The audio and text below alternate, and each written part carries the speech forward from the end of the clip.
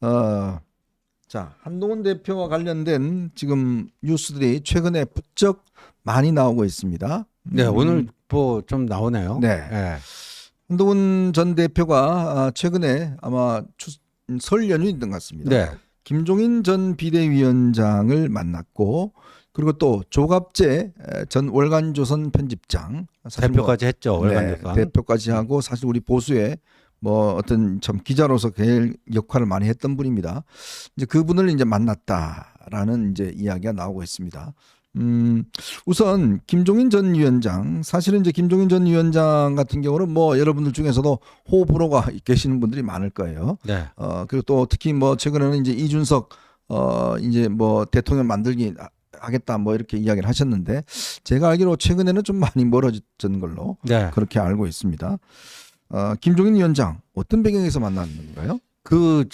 한동훈 대표가 대표직에 있을 때부터 좀 뭐 알려지지는 않았지만 뭐 좀 물밑에서 이제 뭐 김종인 박사 측하고 뭐 좀 이런 일정한 간접적인 뭐 소통도 좀 있었고요. 네. 그래서 그 김종인 박사는 세간에서는 뭐 이준석 대통령 만들기 후견인 아니냐 뭐 이런 뭐 얘기를 하는 사람도 있는데, 지금 우리 현정님 말씀해 주신 것처럼 이준석 의원하고는 조금 이제 거리가 생긴 것 같고, 네네. 이준석으로는 현실적으로 좀 그렇지 않겠느냐. 네네. 그래서 보수 쪽에서 만약에 된다면 한동훈밖에 없다 네. 하는 생각을 작년 하반기부터 이렇게 하고 있었습니다. 네. 작년 하반기부터 하고 있었고, 그러다가 이제 그 12월 3일 비상계엄 사태가 터지고 대표직에서 이제 쫓겨나고 뭐 하면서 좀 시간적 여유도 생기고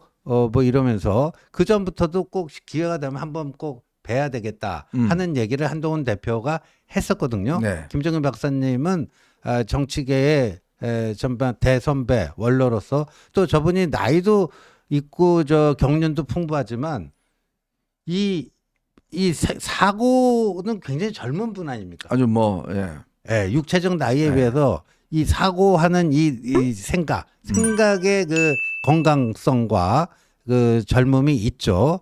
그래서 오늘도 기사 보면 이런 건데, 김종인 그 박사가 동아일보 기자 질문에 차기 지도자는 최소한 디지털 시대와 AI 시대를 이해하고 관련한 정책을 추진할 수 있는 그런 지도자, 그러니까 젊어야 된다, 이런 얘기를 했습니다. 네.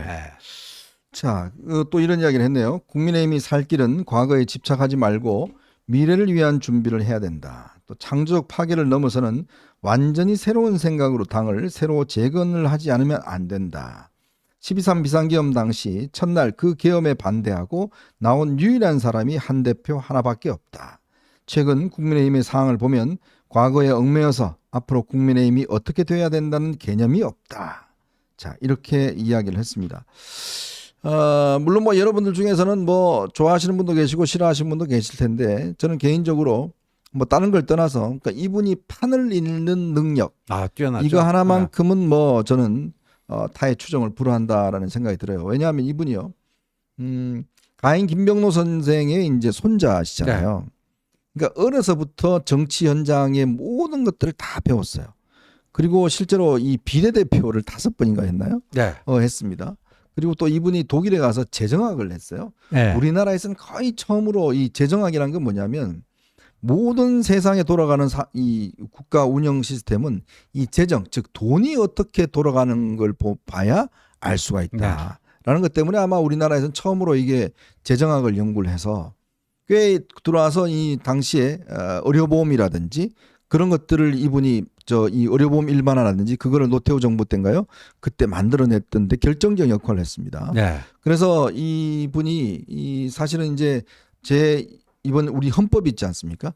헌법 만드는데도 사실은 역할을 했고, 그다음에 우리 의료보험이라든지 이런 거 만드는데도 꽤 중요한 역할을 많이 했어요. 네, 그리고 맞습니다. 또 그동안 보면 항상 이분이 가는 곳마다 또 선거 승리를 하는 뭐 그런 것도 있습니다. 뭐 그래서 선거 청부업자다 뭐 이런 이야기도 있는데, 어쨌건 이분의 어떤 뭐 입장은 다르지만 그래도 이 판을 시대의 어떤 흐름을 읽는 능력, 그런 것에 있어서만큼은 저희가 귀담아 들을 부분이 충분히 있는 것 같아요. 그렇죠. 그 얘기를 들어보니까 어렸을 때 이 김종인 박사의 부친이 좀 일찍 돌아가시면서 그 할아버지 대한민국 초대 대법원장인 가인 김병로 네. 선생 무릎팍에서 컸다 뭐 네. 이런 거 아니에요. 근데 얘기를 들어보니까 이제 김병로 선생이 무슨 당뇨인가 뭐 해가지고 뭐 이렇게 발을 잘라냈었죠. 발을 좀 절단해갖고 네. 이제 거동에 불편하니까 여기저기 이제 무슨 선거 뭐 유세가 있으면은 그 전력 역할을 했다는 거예요. 네네. 김종인 소년이 선거 유세장에 가고 딱 보고 와가지고 그거를 자기 할아버지한테 쭉 다 이렇게 누구 어떤 후보는 뭐 어떻고 네. 어떤 뭐 B 후보는 또 뭐라고 또 얘기하고 뭐 이런 거를 가인 김명도 선생한테 쭉 얘기하면 그 딱 듣고 그럼 요번엔 누가 될 것 같다 하면서 어려서부터 그런 그 정치 교육을 받았다. 그게 촉이죠, 촉. 촉이죠. 현장의 촉. 네. 그러니까 제가 항상 드리는 말씀은 뭐 여론조사 뭐 이런 거 중요한 것보다 길거리에 나가보면 이런 유세장, 옛날에는 유세장이 있었잖아요. 그렇죠. 거기 나가보면 이번엔 누가 될 것인지 이런 것들 감이 오거든요. 저희도 현장에 많이 다녔습니다만은 가보면 그 지지층들이 진짜 동원된 사람인지 자발적으로 오는 사람인지 네. 박수를 그냥 설렁설렁 치는 건지 세게 치는 건지 그렇죠. 그리고 이 사람들이 정말 자진해서 와서 막 사람들하고 하는 것인지 이런 것만 봐도 저 사람 될 거야 라는 느낌들이 이제 좀 오는 거거든요. 네. 그걸 사실은 어려서부터 이제 배워왔기 때문에 사실은 여러분 아직도 기억에 생생하실 겁니다만은 윤석열 대통령이 처음에 나올 때 무슨 이야기는 별의 순간이라는 이야기를 했지 않습니까? 별의 순간. 그게 상당히 어떤 면에서 보면 띄우는데 역할을 했어요. 맞습니다. 예, 그런 이 김종인 위원장이 최근에 이런 이야기를 했다는 건 의미가 있습니다. 우리나라 지도자가 세대를 바꿔야 한다. 차기 지도자는 최소한 디지털 시대와 AI 시대를 이해하고 추진할 수 있는 그런 지도자가 되어야 된다. 자, 이런 이야기를 했습니다. 디지털과 AI. 근데 디지털과 AI와 홍준표, 김문수 좀 연결이 되시나요? 어떤 생각이 드시나요? 저한테 진지하게 물으시는 겁니까? 뭐 그냥 알아서 대답. 대답 안 해도 아시겠죠. 네. 그러니까 디지털과 AI. 그러면 누가 번뜩 생각이 나시나요? 그런 거라든지 세대 교체. 네. 51년생인 홍준표와 51년생인 김문수와 53년생인 홍준표의 세대 교체인지 73년생인 세대 교체인지 뭐 그건 정답이 아마 여러분들 알아서 판단하시면 될 것 같습니다만은 그러니까 지금 저희가 거듭 말씀드리면 최근에 이 AI 전쟁이라든지 글로벌 어떤 관세 전쟁이나 무역 전쟁 이게 지금 치열하게 전개되면서 과연 이런 시대에 어떠한 리더가 나와야 되는가에 대한 하나의 좀 지향점을 일단 그렇죠. 한 거 아닌가 싶어요. 예, 그러니까 그 시대를 꿰뚫어보는 그 해안이 있는 분 아닙니까? 그 선거판 현장에 그 판세를 읽는 그 촉도 촉이지만 보다 김종인 박사 하면 우리가 주목해야 될 게 그거를 시대를 읽는 그 해안인데 뭐 저렇게 이제 한동훈 대표를 콕 찍어서 이 사람이 적임자다. 그 작년 하반기부터 좀 그런 의사 표현이 있었습니다. 네. 예. 그렇게 두 분의 관계가 좀 이렇게 가까워지면서 아마 그 작년 가을 늦가을인가 뭐 김종인 박사님이 결혼한 지 50주년이 되는 금혼식이었잖아요. 맞습니다. 네. 그때 뭐 어떻게 또 한동훈 대표가 그걸 아시고 네. 그 꽃바구니도 보내고 그랬다고 그럽니다. 네, 네. 네. 하여튼 뭐 그런 것들이 기회가 돼서 이번에 아마 면담이 이루어졌고 상당히 굉장히 제가 뒷이야기를 좀 들어보니까 굉장히 아주 분위기가 좋았다고 그래요. 좋았고 뭐 그런 것들이 이루어졌다고 그러고 조갑재 전 대표 같은 경우도 사실 조갑재 전 대표가 사실 우리나라 이 보수에 그렇죠. 정말 이분이 박정희 실록이라든지 또 이런 것들을 아주 집필하면서 정말 기자 중에서 기자 생활 한 50년 한 분인데 팩트를 정말 존중하는 그럼요. 기자 중에 기자입니다. 제 어렸을 때 기자 초년생 때 조갑재 선생한테 교육을 받았는데 이분이요. 보면 항상 작은 수첩을 하나 들고 다니세요.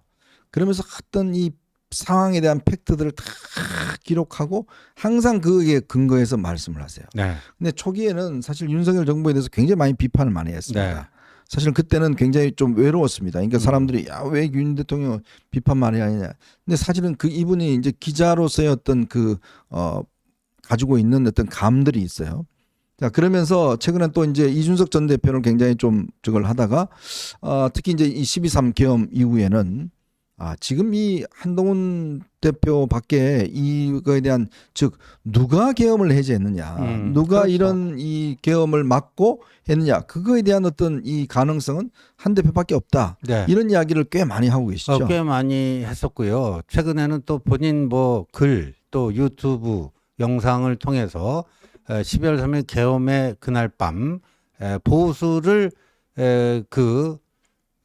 구렁텅이로 빠질 보수를 구출해낸 것이 한동훈의 그런 행동이었다 네. 하는 그런 거고, 윤석열 대통령에 대해서는 진짜 보수가 아니다라는 입장입니다. 네. 보수를 참칭하고 있을 참칭했다. 뿐이지 진짜 보수하고는 무관한 그런 뭐다고 이제 평가를 하는 거고, 그러니까 이 조갑제 하면 그냥 보수 농객, 네. 뭐 이렇게 정통 보수, 뭐 이런 그 대명사가 따라 붙는 거 아닙니까? 네. 근데 저 조갑제 대표의 눈으로 봤을 때 진짜 보수가 한동훈으로 보였다는 거죠.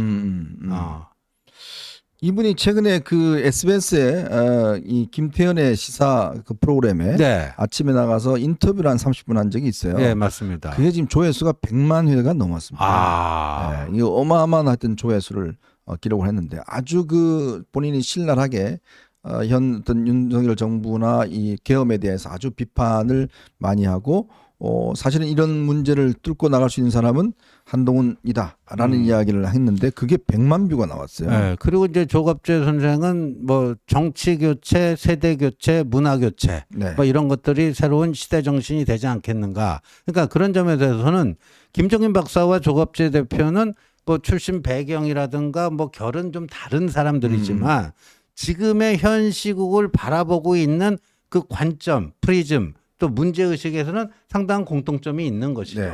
이게 첫 번째는 이 비상계엄 뭐에 대해서 어떻게 판단하는가에 있어서 문제의식이 같은 거고, 그 다음에 이제는 이제 정치판 자체가 좀 바뀌어야 된다. 네. 미래지향적으로 좀 바뀌어야 된다. 또 거기서도 같은 생각인 거고, 그런 차원에서 이제 한동훈 대표가 새로운 리더로서 제일 적합하다. 이런 이제 판단을 내리고 있는 것이죠.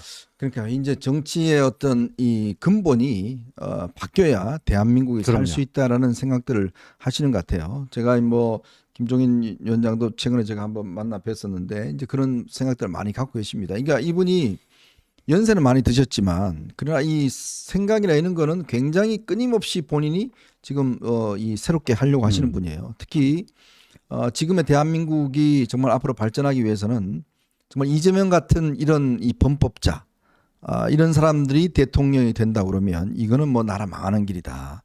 그리고 또 윤 대통령 이번 비상계엄도 보셨지만 뭔가 자유민주주의가 아닌 뭔가 이런 방법으로 뭔가 정치를 없애려고 하는 이것도 안 된다. 네. 그러려면 우리가 이야기했듯이 정말 세대 교체를 해서 정말 AI 시대에 맞는 새로운 정치 프레임을 짜야지만이 대한민국이 다시금 선진국으로 진입할 수가 있다. 네, 맞습니다. 자, 그러려면 거기에 걸맞는 리더가 나와야 된다. 그래서 대한민국을 다시 통합하고 다시 발전을 해야 된다.